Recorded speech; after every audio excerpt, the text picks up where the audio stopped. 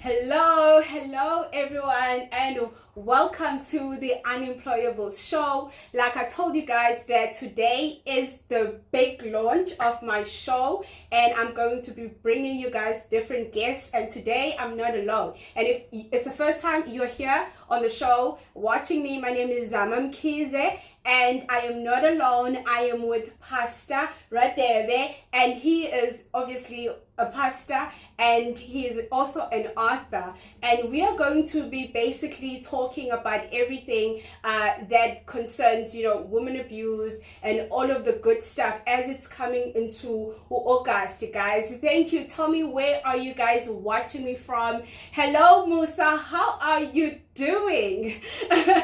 Just tell me as you are coming in, guys. Tell me where you are watching me from. Say hi, comment, share this, okay? Share it, share. I hope you guys hang around with us as we are going to be unpacking his book called Game Changer. So, Pastor Mfundisi, how are you? Thank you so much for being here. How are you? Zama Mkhize, thank you so much, and thank you for those that are watching us online. Yeah. We welcome you. Yes. Thank you for having me. I'm excited about this. Yeah. So tell us more about you. What your journey. What do you do, and all of those. Well, primarily I'm a pastor. Okay. I'm a pastor. Born and bred in Bethlehem. I come from a family. Oh, nice. Yeah, I come from the Free State. Oh. Yeah, I responded to the call of God upon my life in 2000, and I went for theological training in 2003. So I've been doing this for a while now. Okay. Yeah, that's primarily what I do. Okay. Well, I have business interest here and there. Oh, okay.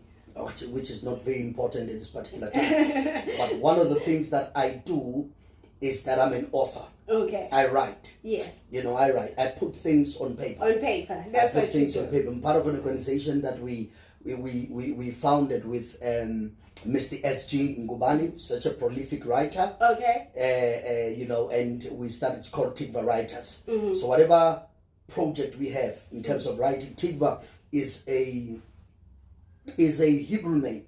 Okay. That means hope. Yeah. Oh, yeah. Okay. It's a Hebrew name that you guys heard that right? Yeah. Hope. So Tikva. If you want to call your child, if you don't want to say Nomathemba, you can say Tikva. Oh, okay. That's hope. Okay. And so we writing to inspire hope. All right. Because out of the journey of our lives, we understand that God makes us wounded healers. Okay. It is from the story of our lives that we are able to be a blessing to the rest of everybody else. People. So that we don't talk about life from a theoretical point of view, but from a practical point of view. Okay. And so that's why we write and also deal with people from relationship coaching to like pastoral counseling. Mm-hmm. You see a whole lot of things that people go through. Okay. And which inspired the writing and say, no. We don't know Shakespeare, we know them through writings. Yeah. And so it's important for us to put on paper the thoughts we have, our reflections, because the next generation would be blessed by the books we write today. Of course. Yes, how are you? Thank you so much for being here, Musa. So guys, let me know if you can hear Ubaba. Okay. If you have any questions, make sure you drop them down here on the comment section, and I have my other phone here, so I'll be checking one over time, what are you guys saying, and if you are enjoying the conversation. So basically the conversation today is based on his book, which is called The Game Changer, which is basically about, I'm just going to let you explain it to us. All right. No, the book is basically about gender-based violence. Okay. All right. So the first 3 chapters specifically focuses on the stats, your statistical overview, right, and forms as well, different forms of gender-based violence. How does that happen? And then if you move further, if you get into the books, we move from the technical stuff to more of the practical stuff of the type of things that people face. And so what inspired the book is to see so many. In fact, as I said, I'm a writer, so I was writing a number of books at the time, and I believe that right there, I was stopped. And I was given an opportunity now to write. And I wrote on that because a lot of women are silent about it. Yeah. And one person, because the book is very biased. Okay. It's so biased. It focuses more on women. Right. It focuses more on women because they are the ones that are victims of gender-based violence. Of course, there are men that suffer through that, but it's a very small fraction. Yeah. So what I've done, I focus more on women. And one person asked me a question: why women? Men also go through this. Said I had to look more on the marginalized group of people. Yeah. You know, Jesus. Let me just bring a theological discourse in this. As a pastor, yes. Jesus uti, and this, by the way, I got from my son when we were doing Black Lives Matter. Okay. I got from my son. We were having a debate in the house, and I asked him a question: why do you say Black Lives Matter? Because all lives matter. All lives matter. And he said to me, Jesus said, when a shepherd has about 100 sheep in his fold, when one sheep leaves the stall or it leaves the kraal, he leaves the 99 to go and look for the one that is missing. Yeah, and he said, it's not that the 99 are not important. Yeah. It simply means that the one that's endangered is the one that needs more attention. And then once it's brought into the kraal, then we can have the same language. Yeah. Now, I think that's what brought that into what that caused the book to be so biased. That of course there are men that do have those moments of suffering from gender-based violence, but we know that it's mostly women, the majority. Yes. Yeah. So you talk about something very interesting in the book. You talk about types of men to avoid. Now, ladies, I know that this is something that you want to know, especially from someone Mfundisi, because we like to believe he's got some wisdom from God himself. Okay. So, what are the types of men to avoid when we are out there and we're trying to, date, especially for women like I who are career driven? People, you don't know when someone is approaching you, what is their intention, or they just want to see because they see you glamorous and all of that, and then you get wooed only to find out this person is not really someone that has the best intentions for you. So just tell us briefly, what is it? Give us pointers on the game. The thing is, every woman needs to understand, whenever a man is with a woman that he wants in his life, yes, that man becomes the man that the woman wants. Okay. Let me put it. Uma indoda inomuntu wesifazane efuna ukuba naye. Iba indoda efunwa yilo muntu wesifazane. Okay. So in simple terms, men change for women. For the woman that they love. There you go. You see, people change for people they love. Yes. Correct. So whenever you don't, I've always said I'm getting old now. Okay. So before, I would want to see good even where it doesn't exist. Right? Yeah. And I've realized that no amount of prayer changes a human being, especially people that are said to believe that their value system is what it should be. So that's the first thing that people need to understand. Don't ignore the red flags. Most people that are trapped in toxic relationships, that are emotionally abused and physically abused, it's because they ignored the red flags. Yeah, in the beginning. They ignored the red flags. Pay attention to every detail. Yeah. Okay. How the person treats a security guy. How the person treats a car guard. Yeah. How the person treats their mom is a reflection of their character. Yes. And those things are not supposed to be ignored. Yes. Right. So six personalities of toxicity. You have the player. You have the player. The player is a man who feels like he gets an ego brush and on a scoreboard. He gets when the scoreboard shows how many women he has. He's soft. Yeah. All right. And no woman. The Casanova. Yeah, the Casanova type of guy. This world. The player. No woman. I don't think there's any woman who wants a player for a husband. Yes, exactly. Because the player will play you. Yes, of course. So the player plays. So the player will play you. And so that's the type of person. That's a personality that you find and really characterized mostly by womanizing. Yeah. You know, promiscuity is the order of the day. Women are not seen as people you can build a family with. They're seen more as sex objects. Okay. You know, if we have sex and that's all, that's all it's all about. Yeah. And then we have the priest. The priest, these are church boys. You know,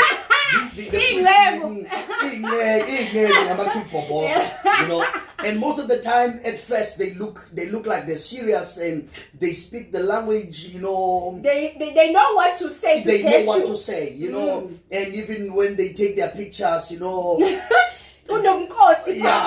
Hallelujah. Exactly. You look at the person and say, hey, I want this man to be my husband. And the next day you get into the relationship and he starts compromising. He starts asking for nudes. Okay. Oh yeah. You know, and because he has no convictions. He has no convictions. I'm not saying every church boy is like that. Don't get me wrong. Of course. There are good men in the church. Yeah. But I'm talking about the toxic personality. Yeah. The priest. Oh, the priest man will play you. Will play you in the name of the Father, the Son, and the Holy Spirit. Yep. So people must always be able to look out for those things. For the priest. Yeah. You know. Yeah. So, I mean, I'm big on empowerment and empowering the youth, and then, which is why I created the Unemployables Show, basically, where we are saying, you know, you don't really have to have a job to be able to create an income. Sure, and I know inside your book you talk about, you know, the awakening of a new woman, a new generation of people who are able to say, okay, this I cannot take, and therefore, because I think what was happening in the olden days is that women tend to stay into relationships because they didn't have the power or the resources to be able to get out of certain situations. But in this day and age, there are so many things that women can be able to do and create online or anyway, you know.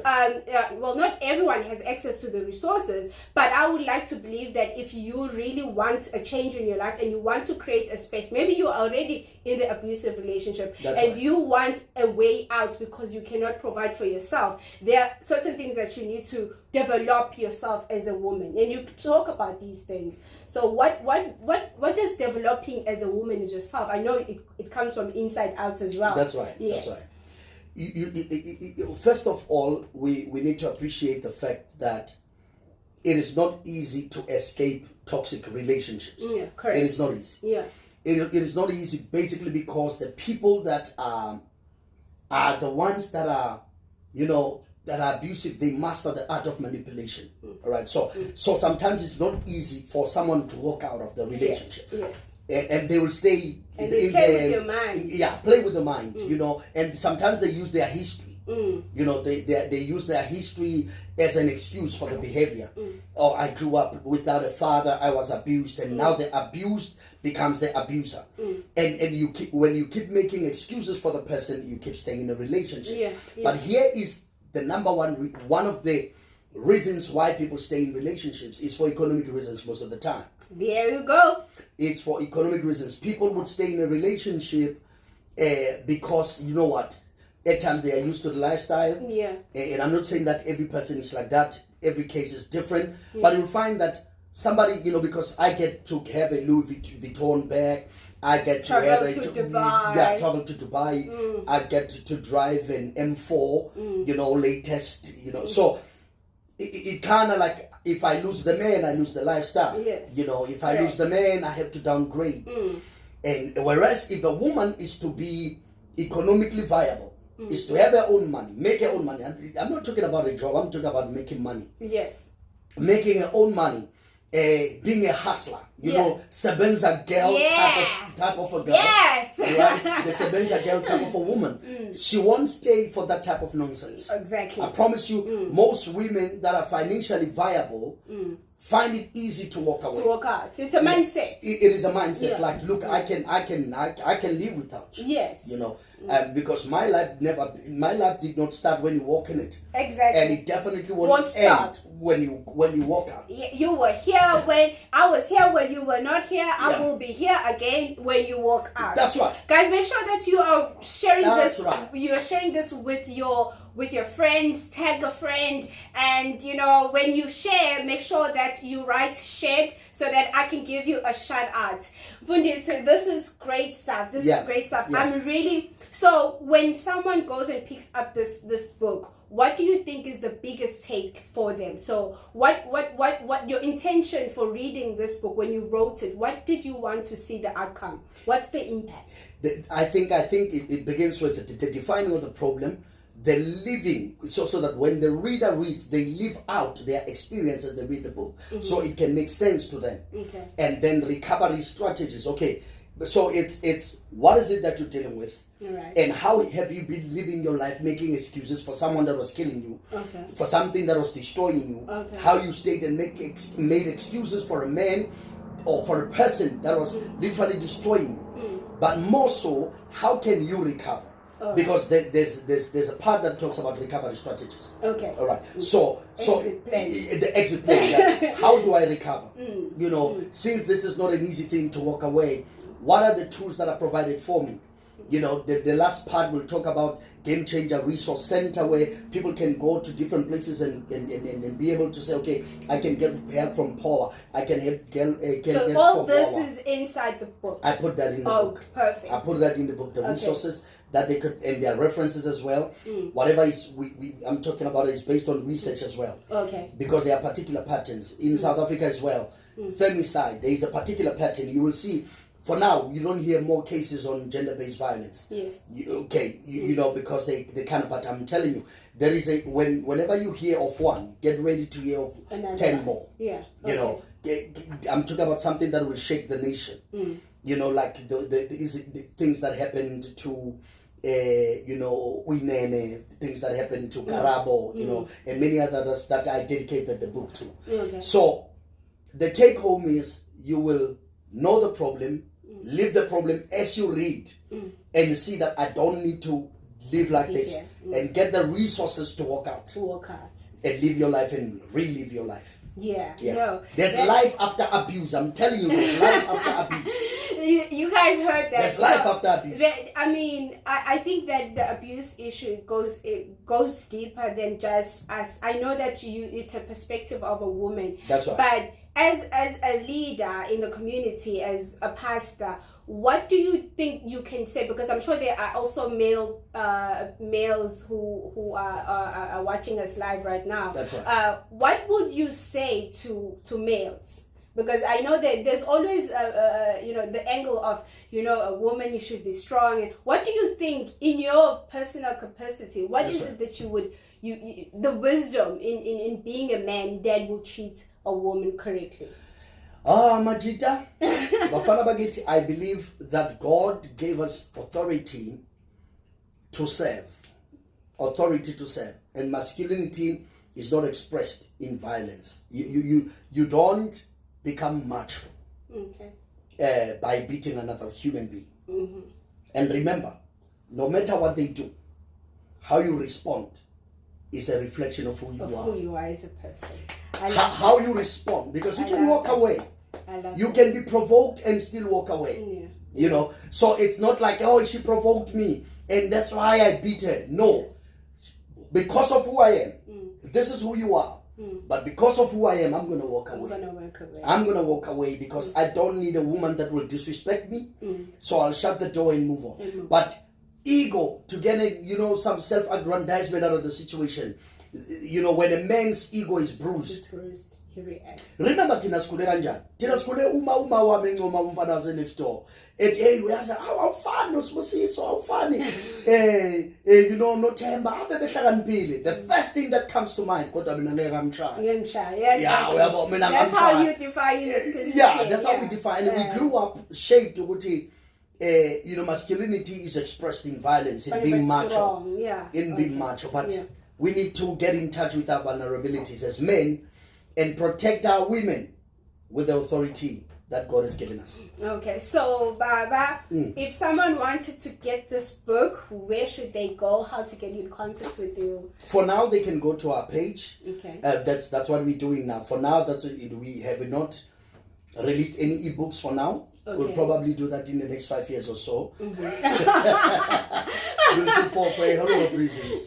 For a whole lot of reasons, we haven't released any ebooks. So if people can get hard copy, they can go to Neo Hadebe Game Changer.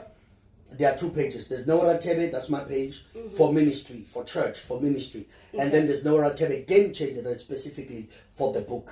And they can go there, inbox me, order the book, and then we'll let them know what to do. For now. For now. But the books will be available in different stores, in different provinces, and we'll let you know as soon as the books are available. Okay, great guys. Thank you so much for watching. Make sure that you are sharing this. Comment. You can still give me, what do you guys think? I would like to hear from you guys. Share this broadcast with all your friends. It might help someone on your timeline. And also go and order the book, guys. It is great. I will see you guys on the next show, which I'm not going to tell you when it is. And my guest is going to be a secret as well. So thank you so much for being here.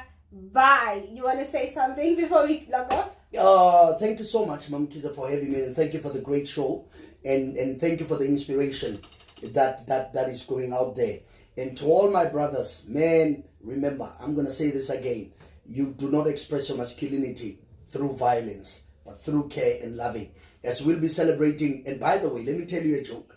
Don't ever ask yourself a question, why don't we have Men's Day? Okay? Every man is Men's Day. Every day is Men's Day.